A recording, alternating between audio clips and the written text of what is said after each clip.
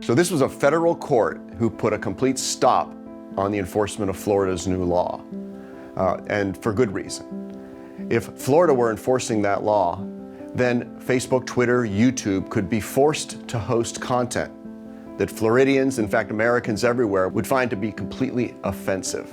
We're talking about anti-Semitic and racial hatred that's protected under the First Amendment, but is awful for audiences and advertisers. Pornographic images and videos, medical and financial disinformation, and think about the dangerous conspiracy theories that Facebook, Twitter, and YouTube would be forced to carry, even though it's against their community standards. The decision to sue the state of Florida to block this law was an easy decision for us to make. And I'm gratified that the federal court found it was an easy decision to block Florida from putting that into effect.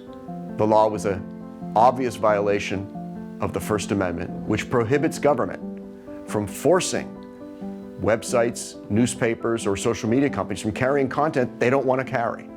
If the court had not blocked Florida from enforcing its new law, think about what we would be anticipating. The rest of this summer, we'd see situations where InfoWars, QAnon, Russia Today would all be able to seek enforcement of Florida's law if any of their content was moderated or restricted on Facebook, Twitter, or YouTube. One particularly dangerous part of the Florida law would have required social media sites, Facebook, Twitter, and YouTube, to allow any political candidate to say whatever they wanted on those platforms. And their speech couldn't be moderated, those candidates couldn't be taken down. This would allow candidates who pay, what, a $25 filing fee to be able to go on the major social media platforms and share dangerous conspiracy theories.